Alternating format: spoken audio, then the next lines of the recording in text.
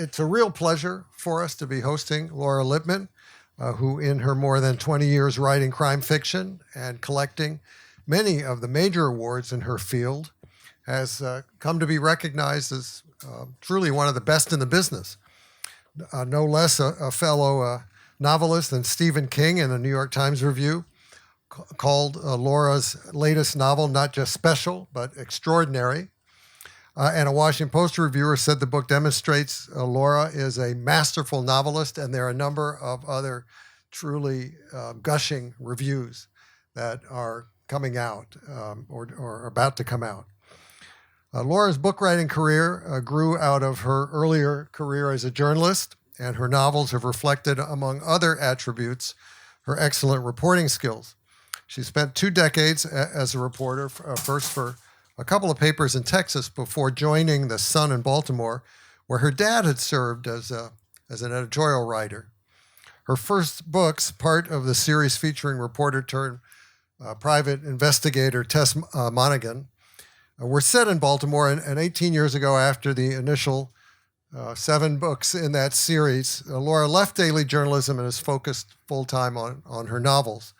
She went on to write 5 more Tess Monaghan books for a total of 12, plus another 11 standalone novels before her latest. So if you're counting, that makes 24. 24 works so far.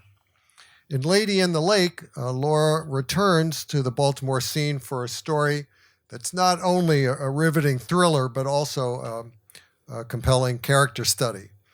The book is set in the mid-1960s and follows Maddie Schwartz, a Jewish housewife in her late 30s, who decides to walk out on her marriage and suburban life and find her own path.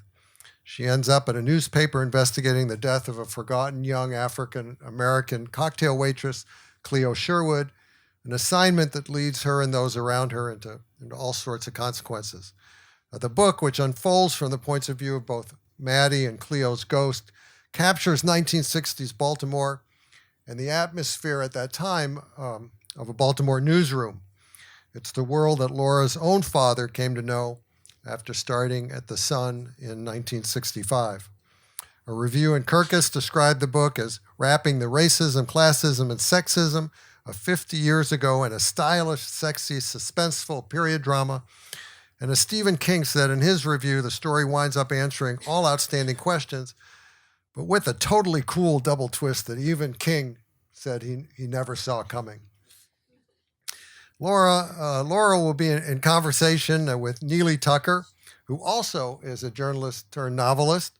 Neely did stints at papers in Mississippi, Florida, and Michigan before joining the Washington Post, where he stayed 17 years until about a year ago, leaving to join the Library of Congress communications staff.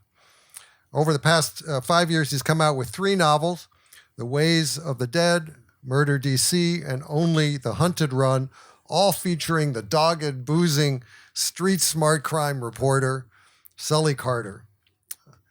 Neely's also the author of a moving memoir, Love in the Driest Season, that tells the story of the struggle by him and his wife to adopt a girl from an orphanage in Zimbabwe filled with sick infants. So, ladies and gentlemen, please join me in welcoming Laura Lippman and Neely Tucker.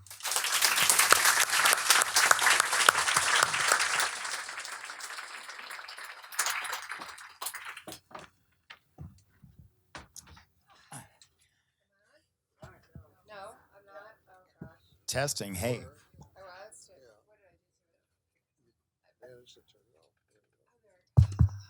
There we go. I don't have enough cookies. I was going to say, here we go. I'm going in the back. Right into it. Here we go.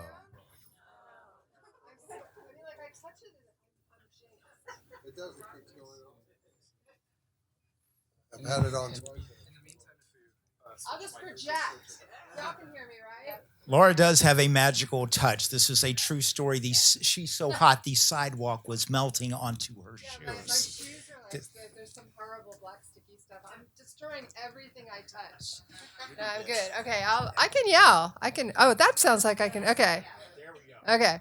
Okay. We can pass it back and forth. She has cookies. We'll pass them around later. We can start passing them around now. I don't have enough for everybody.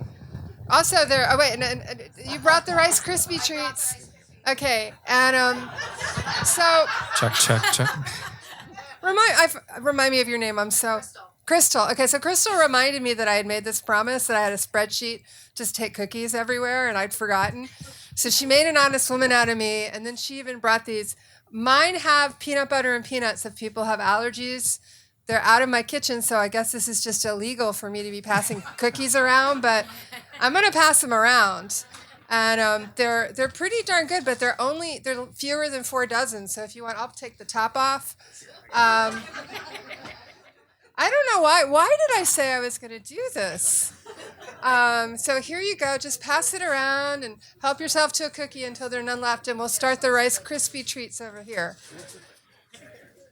So, now you have to buy a book, right? I gave you, oh my God. I'm so sorry. Oh my God. I get one of these. Do you want one, Neely? I am good for now. You're good? That would gum up. Gum up more than your shoes. Here, pass them around, share. Very good. Unsolicited Okay. Smitten Kitchen. I get most of my baking recipes from Smitten Kitchen. Yeah, real people, not actors. So, I always wondered how actors feel about that. Anyway, welcome everyone. Thanks very much for coming.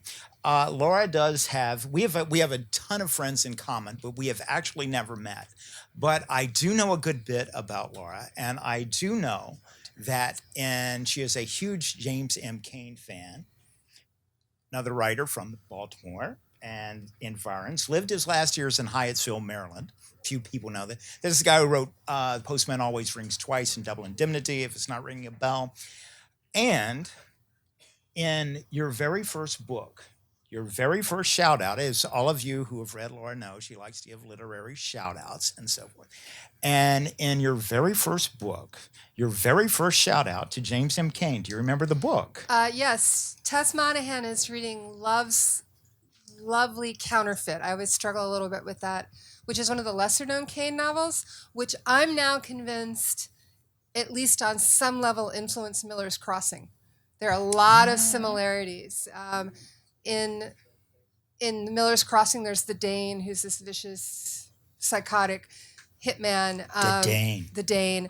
In Love's Lovely Counterfeit, it's the Swede, and he's a big patsy of a sap who's been put up for public office and has no idea how corrupt the city is that he's running.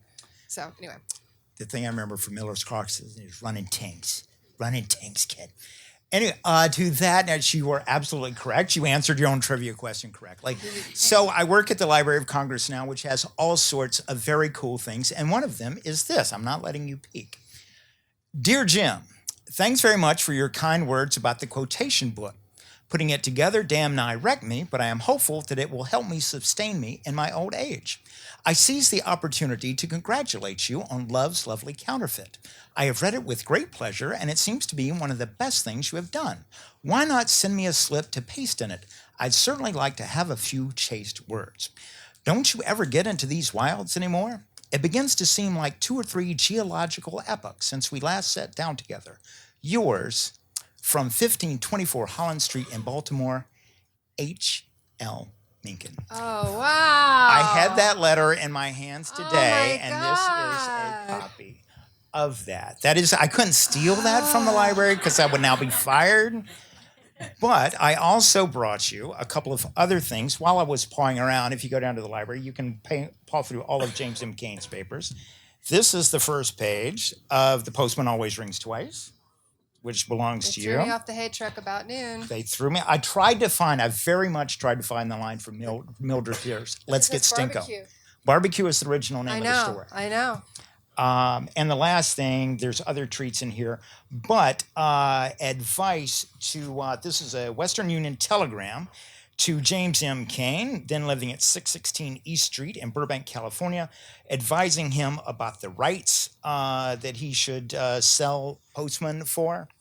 It mentions the sender of this talked to Alfred Knopf, and that also Mencken and Mencken's view is enthusiastic, and it is from Walter Lippman. Walter Lippman, the man people often think is my dad. Right? The man Yes. who's not my dad. But is a 2-time Pulitzer Prize winning That is super cool. journalist. So, Thank you. Fun stuff. That's incredibly nice. This book started not with Tess Monaghan sitting on a bench, but we were just talking about, out of all things, this is a story as was being described as a story about race and class, gender roles, and it involves the body of a young black woman being found in a fountain, a young Jewish girl whose the public reaction is much more striking to her. And you were just telling me that, of course, this all started with you researching the governor's race in Baltimore in 1966. Yeah. So after the presidential race of 2016, I was a little bit paralyzed. And I always say this isn't even, I didn't know how to write about the present, and I don't even think that's a partisan observation. I think if you were a novelist in the early weeks of 2017, the world at once seemed frenetic and static. Things seemed to be changing every hour, except nothing really seemed to be changing at all. And everyone I knew was sort of, it was like they would run to their TV and they'd watch their TV of choice, whatever channel it was, and then they'd run to their tablet or their computer or their phone and they'd tweet something out or share something on Facebook and back to the TV. It's like, and I just like, I don't know how to write about this. I mean, I was stymied. I've since read some really fine novels that are set in the present day that sort of show the way to writing about the present day when it's changing so rapidly. But I was like, I got to get out of the present. And I had always known that it is actually in the Tess Monaghan novels that her mother and father met on the 66 campaign, and they have a friend named Spike who committed a felony. I personally did not know what felony Spike had committed. I was like, what did Spike do back in 66? What could he have possibly done? And so the parallels between the governor's race in Maryland in 66 and the 2016 presidential race are interesting. You know, you had two candidates. One was sort of up through the ranks politician who didn't really excite anyone, but he was, the last man standing and he became the candidate. And the other was an outsider who had never run for office before, whose campaign was frankly racist and appealed to people to, fear outsiders, to fear integration. But he was the Democrat. That's George McGovern. George Mahoney. Oh, I'm thinking national politics. There we go. Go ahead. Well, I always write on half. I get 50% credit. George McGovern, that famous racist. And the Republican candidate was Agnew. And when Mahoney emerged as when Mahoney emerged as the Democratic candidate in September of 1966, basically every African American politician in Baltimore said, "There's no way we'll ever support him. We'll vote for Agnew." A lot of Democrats abandoned the party to vote for Agnew, which is how Agnew won, which is certainly the right thing to do. But I was thinking, this is interesting, and there are all these parallels. And I was having lunch with my editor, and I've had the same editor for my entire career. I mean, that's unusual enough in newspapers. To do it in book publishing is almost impossible. And I said I was thinking about doing this as a prequel to the Tess Monaghan books. And she said, very open-ended. She says, do you think it has to be? And what I saw is that the problem was doing a prequel is everyone knows where it ends up. Everyone knows, that Judith and Patrick become Tess's parents. And I was like, yeah, it doesn't have to be, but what would it be?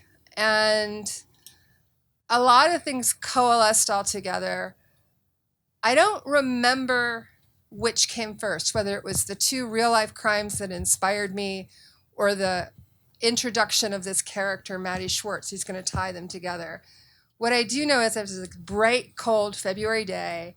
I'd taken my daughter to school. I'm like walking up the street with a cup of coffee, and I'm thinking, as I often am thinking, about Marjorie Morningstar, which is a novel I reread every year.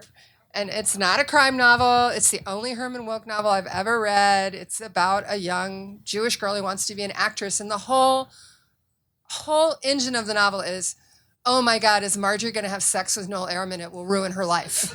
That's what the whole book is about. And then she does. And then it's like, but it's all from her point of view. And it's kind of this interesting literary artifact with this very lush writing, and people speak in these impossible, improbable monologues that go on forever.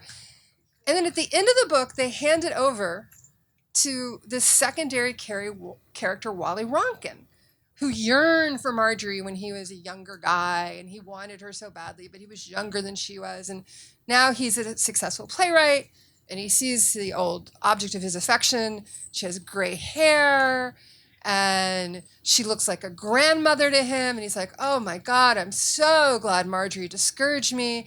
She is not well suited to a man of my age. She's 30 fucking 9. And I was just suddenly struck by this, about this idea that a woman of 39, and this would have been in 1954, would be on the shelf. And I thought, I mean, what I want to know Marjorie's view of that meeting. And that is where Maddie Schwartz came from. And this idea that you see someone from your past and they remind you of who you thought you were going to be. She sees this person who knew her when she was in high school, when she believed that she was going to be a writer and she was going to do important things. And she didn't. She got married at 20 and married happily. And she has a son who's a year away from leaving for college. And she's like, I got to get out of here. I have to do something that matters, that will make me matter. So that's how it all comes about. And how did there were the two missing girl and missing woman in 1969. How did that? So I started thinking about, how does housewife Maddie Schwartz, who's never had a full-time job in her adult life, how does she get pulled into a world of looking at crimes? I knew she would connect these two crimes. I had found them.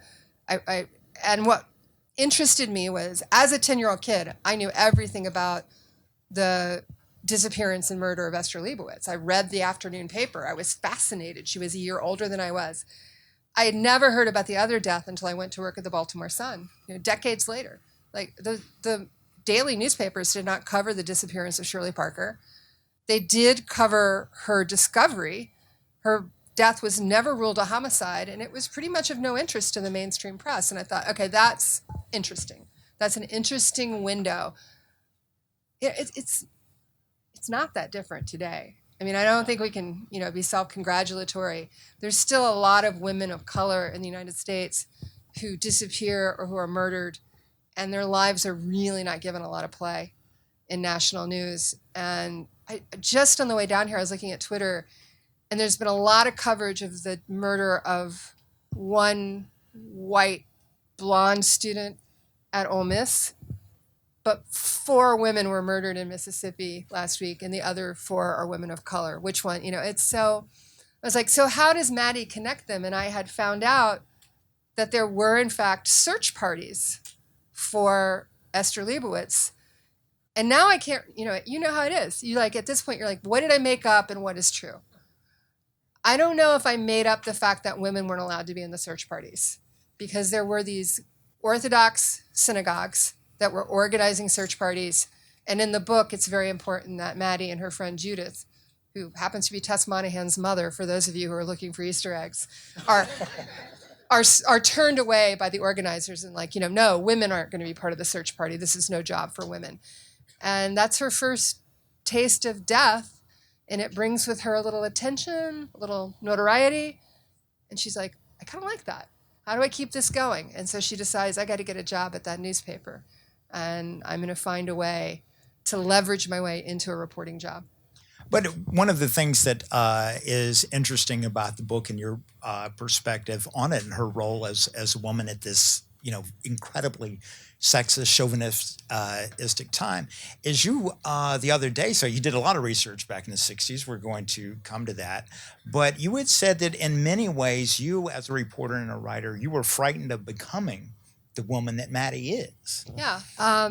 There's a very meta thread running through this novel. I don't want to be an incurious person. I never want to be so ambitious that I stop seeing the people around me, that I'm only fixated on what I want. That's a real danger as a reporter, to be so fixed on the story that you don't worry about anything else. It's even a danger, I think, as a novelist. I think it's a danger for all of us in our work to become so obsessed with our work, with our ambition, that we sort of stop paying attention to the people around us.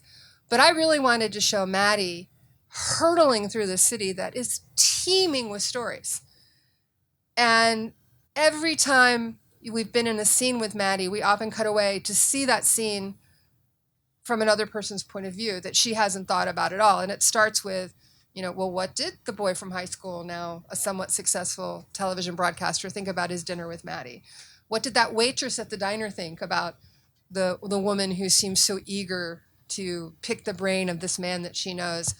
What did the patrolman who met her? I wanted to sort of show that if Maddie had just ever stopped and talked to people, she would have had dozens of stories that she could have written for the newspaper. It's like I was talking to someone today and I said, it's really hard to be a human interest writer if you're not actually interested in humans. The second part is like really vital. Well, with as the book goes, all this, for lack of a better term, the Greek chorus of voices coming up from different parts of Baltimore, sort of give this pointillistic view of the city. You're getting it's sort of my by book sounds so good. It Greek works. chorus, It's this. Don't ask me to spell pointillistic right now, but it builds as the book goes, right? You get more and more of a sense of this layered texture sense of Baltimore. And was that something that you had in mind, or was that something that that just popped up that you wanted to give, just it was a more immediate goal that I just want to give a different view? I wish I could identify the aha moment when I'm like, this is how I'm going to do it. And I think it happened when I was wrestling with the early pages. And I really wanted to sort of have that. I wanted to know what the old would-be Flame thought of her. I wanted to see her through his eyes. I wanted to tell that story. And then I thought, well, what would happen if she went to the jewelry store, but then we got to see it through Judith's point of view? What did Judith want? And I was like, okay, they have to be one-offs. Once these people have had point of view, they can never have point of view again in the novel. And it has to sort of feel like it's building into almost a chorus. Like, these voices are blending and melding. And it was a little bit of a high wire act in that it wasn't going to be clear if I was carrying it off until it was completely done. And my editor saw a partial of this book at one point, and she's like, I'm not sure about this. Like, do we have to have the guy in the movie theater who tries to grope Maddie's leg? I'm like, yes. But I was like, no, really, I was like, I think when they're all together, it's just going to build and build and build. And they build and build and build, and then there comes a moment in the book when all the voices go away again. And we only are back to Maddie. And then meanwhile, I think the thing that surprised me, but I knew it had to be, is that Maddie is investigating the death of Cleo Sherwood, whom she's never met, or and thinks she's never seen. I was like, where will Cleo's voice be in here? I was like, okay, I need a ghost, which is not usually my thing. And I said, whatever happens with this book, Cleo has to have the first word and the last word. And I gave her the single most important sentence in the book, which is almost something that I think those of us who do what you and I do, write crime novels, we could do worse than have this written over our desk. You were interested in my death, not my life. They're not the same thing. And, I have kind of a beef with crime fiction where the victims are just sort of MacGuffins and they have no humanity. I don't want to name names, and I won't name names. There's a crime novel by someone, actually, I really don't like the person, but I'm still not going to name his name. And I swear it begins with a dead prostitute in a trash can and everybody's cracking wise. And that just kind of makes my stomach clutch. And I get it. I get it as actually true to life that homicide investigators who see a lot of death, they do crack wise, but there was just something so unkind and so, I thought there was this danger. I think it's really receded happily. I felt there was a time in the 90s where it seemed like a lot of crime novelists were involved in this, I'm going to write the creepiest serial killer. I killed 5 prostitutes. Well, I killed 10 prostitutes. I killed 15 prostitutes and cut off their heads. And it was just like, and I was like, that wasn't making the books more profound. I think it was actually cheapening and coarsening and numbing us. And they were becoming almost like horror stories. So just personally for me, I wanted to write about smaller deaths, single deaths. Like, isn't one death enough to power a book? Does it have to be a serial killer? Does it have to be the idea that the killer will strike again? And so, in writing Maddie, I'm writing about the person I fear I'll become. I'm fearful that I'll be incurious. I'm fearful that in writing about crime stories, I'll forget the life. So I'm always trying to remind myself that crime stories perversely are really about life. Yeah, I was going to say the what about it about crime stories. If you have this nervousness, which is legitimate, why are you writing crime novels? I love crime fiction, which is why I started writing it. And I had always read it. I read a lot, and I read what was considered literary fiction. And you have this experience when you're reading like the really cool book of the moment where it's almost like a prop. Like before there was Instagram, you could establish sort of your personal style by walking around with elated David Foster. Look at me, I'm reading Infinite Jest. It says so much about me. And one of the things I liked about crime fiction is that there was no brag or bluster in being seen with a Carl Hiaasen novel. And I remember really clearly when someone like put that first Carl Hiaasen novel in my hand, Tour Season, and said, you got to read this. You've never read anything like it. And I kind of, there's like an anti-snobbishness in me that liked the idea that people didn't give you any credit at all for reading crime fiction. It was seen as, sort of lowbrow. So I was like, but I like it. I like it. And I think it's good. And I mean, I've said it over and over again. It's like, look, I don't know how good I am, but I know that this genre can produce great art because there's nothing in it that says it can. And I love to quote Nick Hornby, who in a review of Mystic River, which he loved, said, it seems to me if you have a book like Mystic River, which does everything we would ask a literary novel to do in terms of writing and storytelling and humanity, and on top of it, it skillfully presents a mystery that it solves fairly. Like, isn't that kind of extra? Isn't it a little bit better? So that's kind of that's the perspective that I hew to. That the potential is there to write something great. So what else would I do? I used to live in Miami, and I worked for the Herald down there. And my claim to fame there was Carl Hiaasen once wrote me. I was in the Broward Bureau, right? So I was there, and Carl was like this guy. And he once wrote me like 2 lines that I had really done good on this story. Wow. And I was like, Carl Hiaasen knows who I am. And this was before he started writing Tour Season and all that stuff. But I moved from there to Detroit, and the entire reason I moved to Detroit was I wanted to meet Anita Baker and Elmore Leonard. And the Detroit novels are the best Elmore Leonard novels, in my opinion. And so I asked him, I was like, Dutch, he insisted on people calling. Why did you stop writing Westerns? Because he wrote Hondo and 310 to Yuma and all this stuff. Why'd you do that and move over to crime? And Dutch looked at me and says, well, nobody was buying Westerns anymore. Son. But he had one moment was he read The Friends of Eddie Coyle. And he said, that's what I want to do. And he was very open. He said, I imitated George V. Higgins until I could write on my own. Was there a similar book? Was Tourist Season the book that did it for you? Oh, there were 3. It was really interesting. It was like these 3 private eye novels came into my hands at the same time. And like I said, I read crime fiction, but I must have been kind of slow because I hadn't picked up some important details. The first was someone gave me Devil in a Blue Dress, which I was like, okay, I get this. The private eye doesn't have to be a formal private eye. It can just be an outsider, a fixer. And you can see, Devil in a Blue Dress is one of the rare private eye novels, at least going back. I can't, it's harder to keep up with the form after you start writing, which is one of the great paradoxes of being a novelist, is like you write these things you love to read, and then you don't have any time to read them, or you have to like take a rest from them, and you don't want to be reading that when you're writing what you're writing. But so Devil in the Blue Dress was one of the first PI novels I'd ever read that had the origin story. And then I read Sarah Paretsky's first novel, and I sound so dim.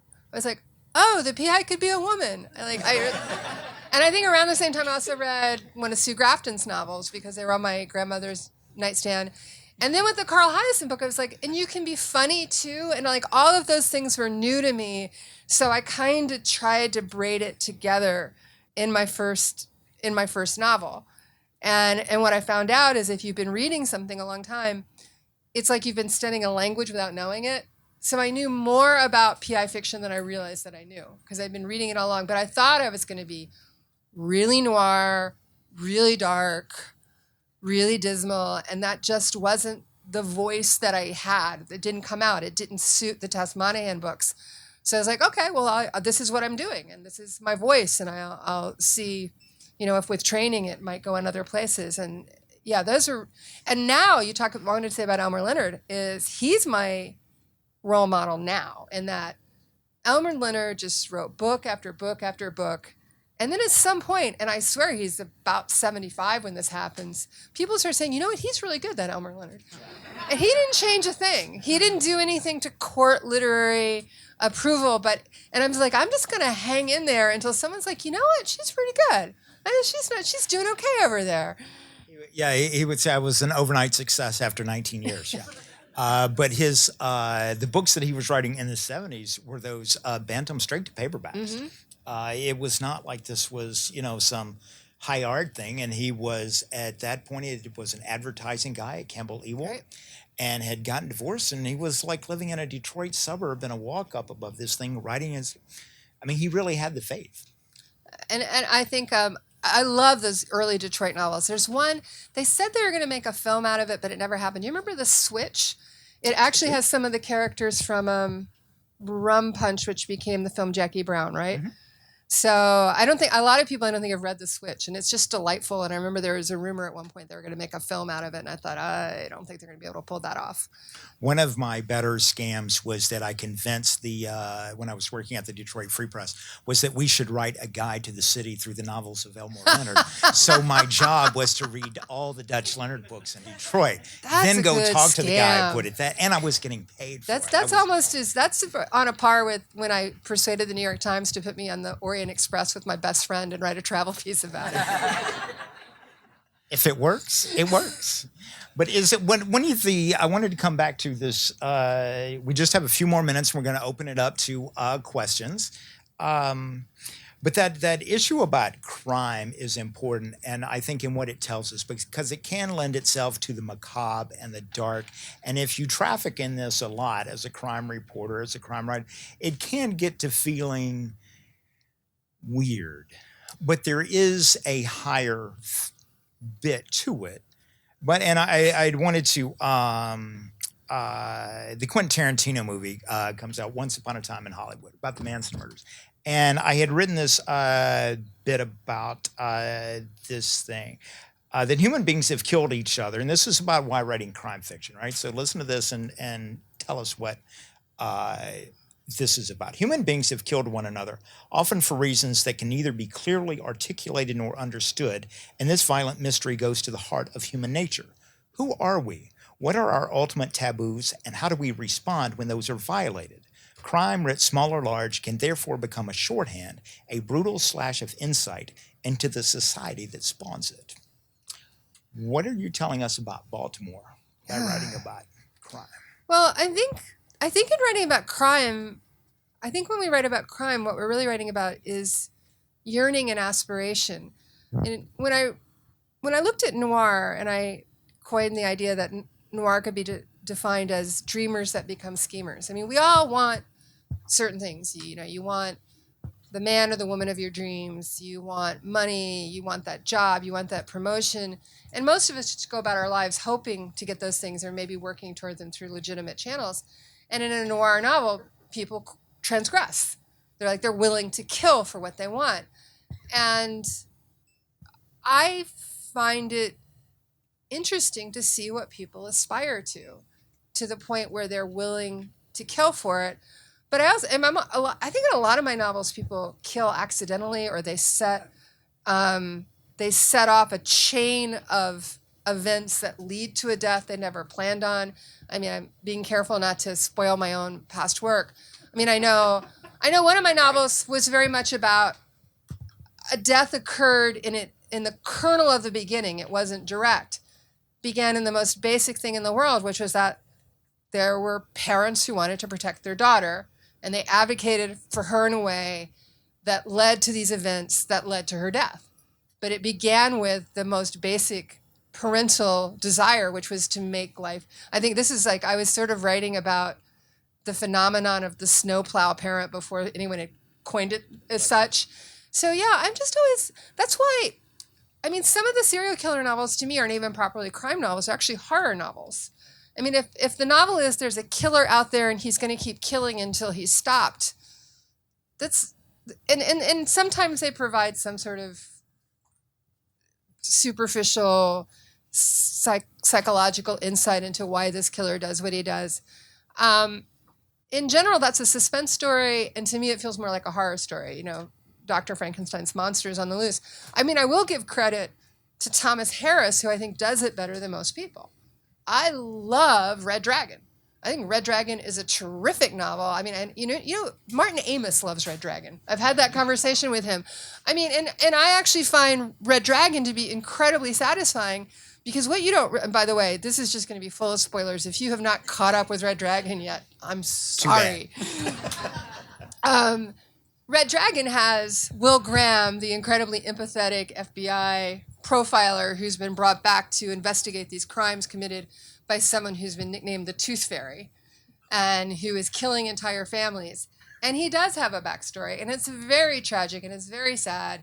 And he yearns for the art of William Blake. He tries to steal a painting from a New York museum, and then Will Graham is trying to figure out, of course, you know, it's like, he's on a lunar cycle, he'll kill during the next full moon. And you're going along through this book, and it's great and it's exciting. And then the two main characters face off on a beach, and you're sort of like, oh, wait a minute, I'm not sure. Wait, which one am I rooting for?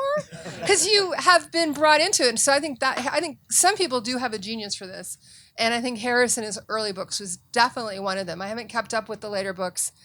And I was crazy for the Hannibal television show.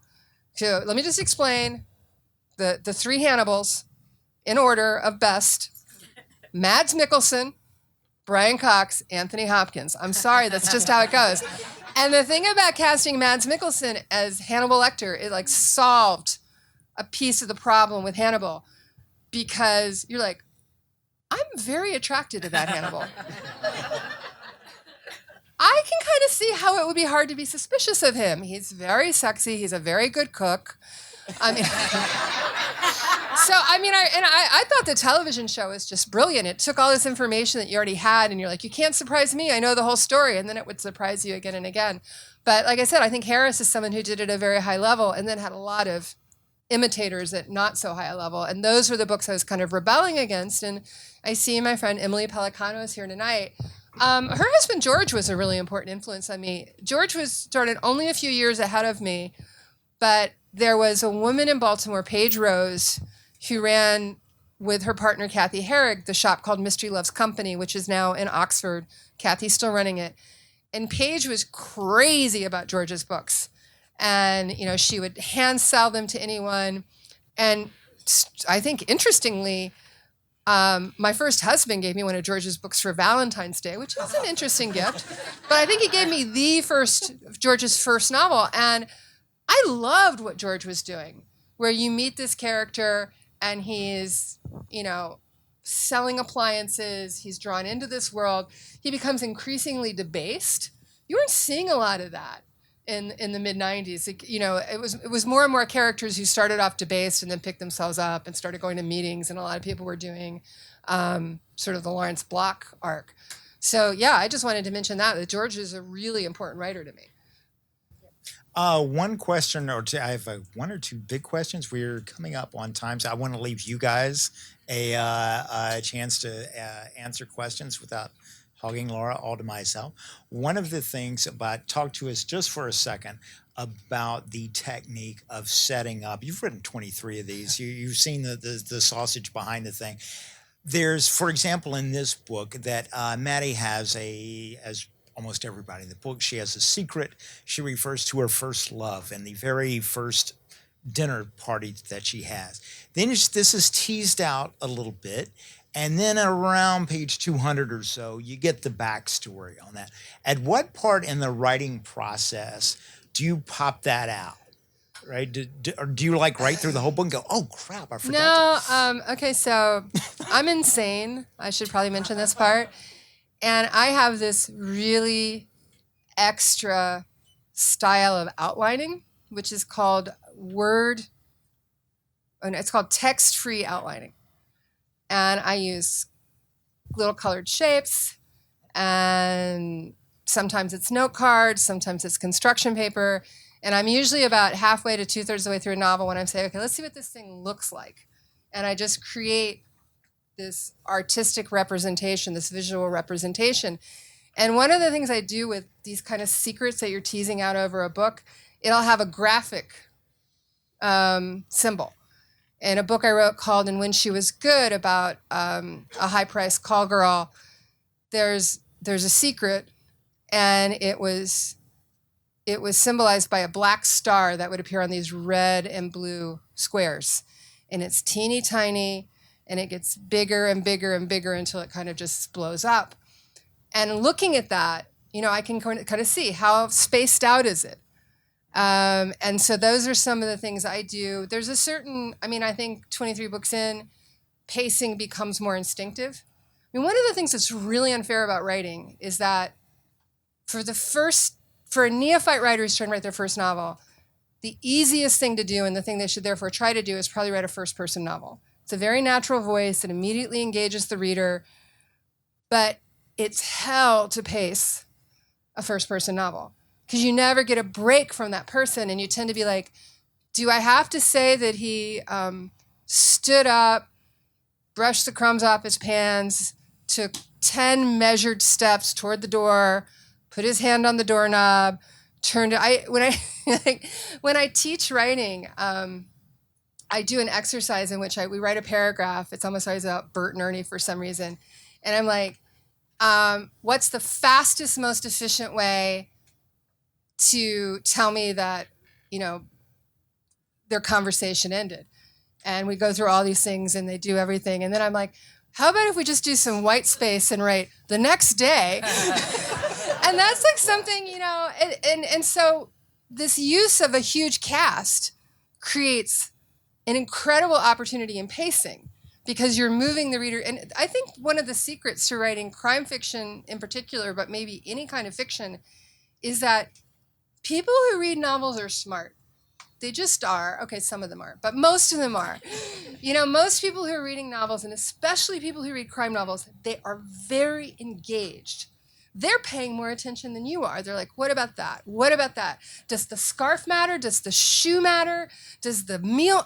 They are all over the place. And it's like, this is going to sound like a crazy comparison. Does anyone here read the Oz books? I read them all. And so if you remember, I believe is it Ozma of Oz, where they're in the Gnome King's castle, and it's just filled with objects, and Dorothy has to go in and try to identify at least one person who's been transformed by the Gnome King into an object. Well, I think that that's sort of how it is for readers, is they're like, there's so many objects, and they're trying to pay attention to all of them. It's like, is it that one? Is it that one? And is it that one? And your readers do a lot of heavy lifting for you when you're a crime writer. My dad cracked me up so much one time, which is he had read one of my books where it states on the first page who is responsible for the death of the child in the first chapter. And my dad read the entire book, and he said, well, I thought it was going to be so-and-so. And I said, I told you on the first page. He goes, I didn't trust that. So I really, saw that crime readers are so smart. And so I really think of it in a very, it's a relationship. It's not just this thing that I'm in charge of. It doesn't actually begin until someone starts to read it. It doesn't exist really until someone reads it, So I think a lot about what happens when someone reads this. And God, there's one gigantic spoiler that I can't talk about in Lady of the Lake, but people come back to me and say, okay, but now that I know this, what about? And I said, I'm going to show you every place in the text where I can answer that. And it, and it's done, but it's done in a very low down, sort of in the background way. I'm not drawing attention to it, but I knew people were going to ask that question. I want to be able to say, here, this explains what you're asking me a question about. I'm going to let you guys ask some questions. We have microphones over here and over here. Remember, this is like Jeopardy, but in reverse. Please, it must be in the form of a question. It must be in the form of a question. Yes. So if we can do that, the microphone helps. We're putting this out on YouTube, I believe. And so the microphone helps with that. Yes, sir. Hi, thank you. I enjoyed the conversation very much. I was here a few weeks ago when John Waters was here presenting, and I mentioned my minister. In my question to him, I mentioned that I grew up in Baltimore and came of age in the 60s, even the 50s a little bit. And that resulted in a really nice, fun conversation back and forth between us. So I don't necessarily expect that to happen between you and I, but I just thought I'd mention it. So, my question, though, is about what is unique about Baltimore in Lady in the Lake, other than your knowledge of the city. How do the unique qualities of Baltimore sort of play into it? Into the book. I've been learning this really interesting writing lesson, which is, and it kind of goes the opposite of where you're trying to lead me with the word unique. But so lately, both in my fiction and in writing some personal essays, I've been writing these things that seem so personal to me that I can't imagine anyone else wants to read it. Like, I was kind of surprised that this newspaper novel set in Baltimore in 1966 was of interest to anyone other than my immediate family. Right. Or like, what? But one of the things I've learned over years is that everybody has a hometown and everybody has feelings about their hometown. So the most specific hometown in a novel becomes extremely universal. Right. Everybody has a past. Everybody has lived in a time that's different from the time we're in now, whether it's 10 years ago, 20 years ago, 40, 50. So that's sort of this writing lesson I have to keep relearning, which is the more specific I get, the more I write about what I love, bizarrely, the more universal it seems. So I love Baltimore. I think the key thing is that I'm always trying not to be nostalgic for it, because Baltimore's past is not really worth being nostalgic for. Mm-hmm. And I tell this story over and over again, but I'm never going to stop telling it because it's so important. I loved Baltimore. I grew up there. I was sitting in the Sun newsroom after they'd combined the staffs of the Evening Sun and the Morning Sun. And I was listening to two of my Evening Sun colleagues, Wiley Hall and Mike Fletcher, who ended up going to the Washington Post and co-authoring a biography of Clarence Thomas. And it was during the time when there was someone who kept defacing the Welcome to Baltimore sign, and they would add the word Hun. And then they would paint it out, and then Hun Man would strike again. And one of our city columnists was sort of making a folk hero out of Hun Man. And I was listening to my colleagues, Wiley and Fletch, talk about it. And they said, that's a white phenomenon, the Hun thing. Mm. And I believe it was Fletch who said, of Thurgood Marshall, who grew up in Baltimore and apparently had very little affection for it. He said, yes, you know what? Someone ought to ask Thurgood Marshall about that. I don't think many Baltimore waitresses called him Hun. Yeah, right. And this was in a time when Barry Levinson had made these wonderful films that I adored and that were about his Baltimore. And, John writes about his Baltimore. Right. But, and John, you want to talk about something that's so specific, it becomes bizarrely universal. Is he, this band of misfits trying to make the filthiest movies alive and going, I share with John this sort of interest in the romance of seedy Baltimore. Mm. I remember going downtown with my family, and my dad would be like, okay, well, we're going to have to drive around so the kids don't see the block. I couldn't even drive us down. And so I had a real, and to me, growing up in Baltimore in the 60s, living in a very quiet little neighborhood on the Northwest Side and going downtown for dinner, I was like, this is a world. I want to know what's going on behind every single door. So I don't know if that answers your question. Yeah, no, it does. Thank you. Thank you. So I was always fascinated by Orwell's essay about the British murder mystery and why it's so popular. I don't think I know this one. It's a wonderful concept in that you start out, if you think of Agatha Christie and the Cozies, right? You start out with some terrible evil. And the whole point of this murder is to make everybody feel better at the end, because you have some wise person at the end who puts everything together and all the suspects are in one room, and therefore the universe has order. And then you sort of move from that into the Scandinavian model where there is no order and it's as dark as it gets. And I was thinking about that as you were talking about sort of.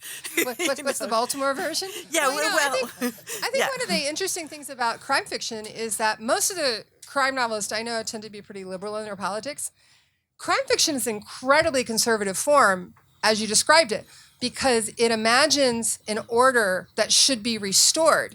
And I think increasingly people are moving away from that.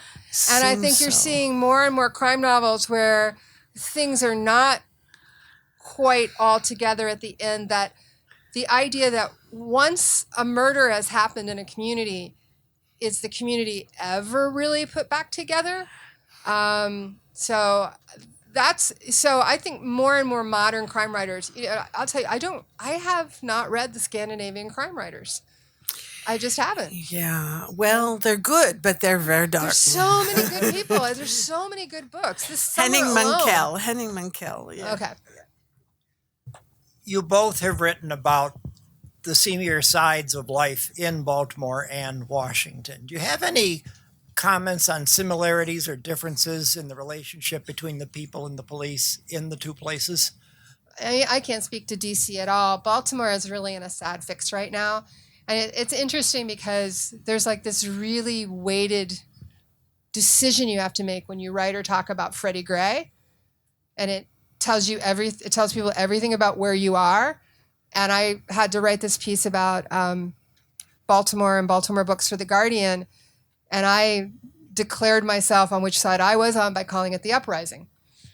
Do you call it a riot or do you call it an uprising? I call it the uprising because I felt that the circumstances in the city at the time had created what was largely a political action. And yes, of course, there were criminal acts that were subsumed into that political action, but I think it was something much bigger. Baltimore's a mess. What can I tell you? It's a mess right now. And it's reeling from so many different things. I mean, how many mayors have you had their homes raided by the FBI? Over a children's book. I wanted to say to UMMC, if you want to buy 200,000 fake copies of a kid's book, I have 200,000 fake copies too. No, Baltimore, I'm really feeling like I can't right now speak to the city as a whole, and that's another reason to write about the past. I feel I can be somewhat authoritative about Baltimore in 1966. Being authoritative about my hometown, a city that I love right now, in 2019 is a lot harder. I can't see what's going to get fixed.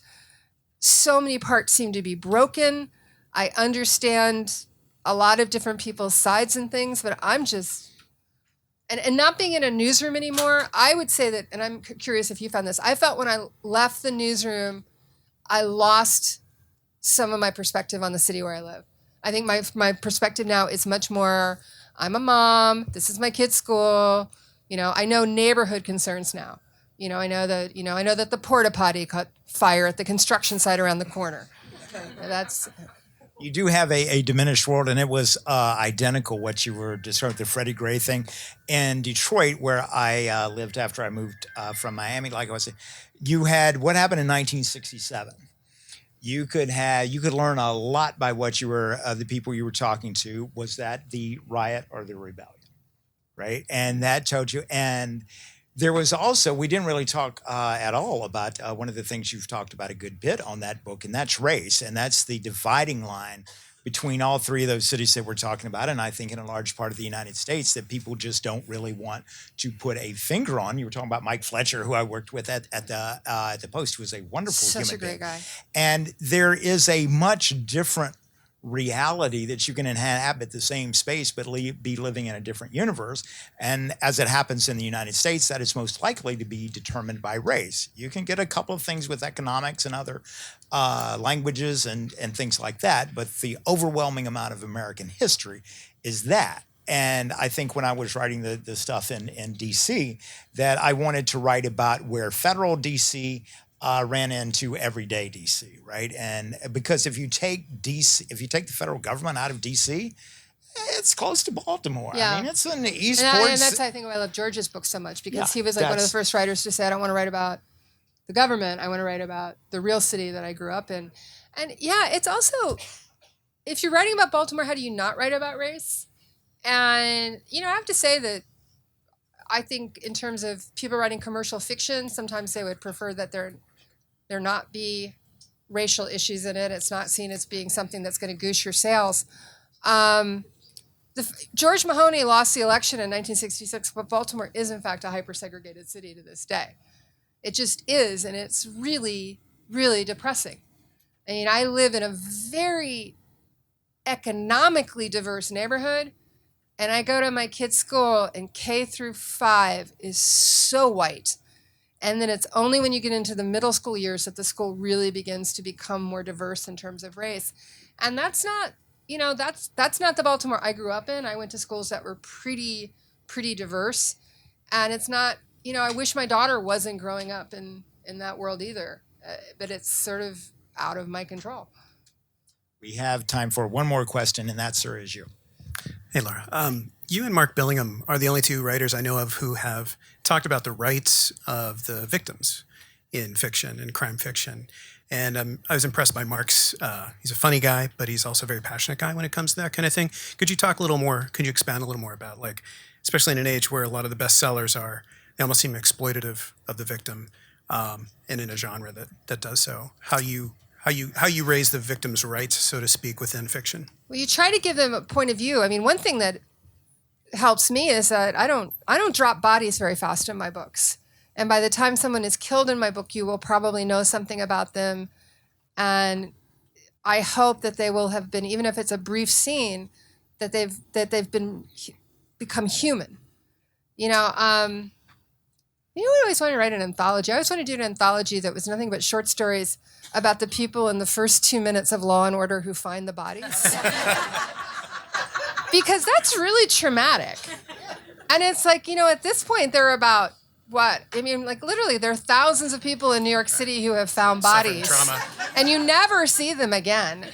So I think a big part of it is to remind yourself that, if you can, I had to put a ghost in my book for Cleo to have a point of view, which is, pushing the boundaries of what I do. But it's like, it's really important that Cleo's voice be heard, that Cleo get to tell her story, and that parts of her story be kind of maddeningly out of Maddie's grasp.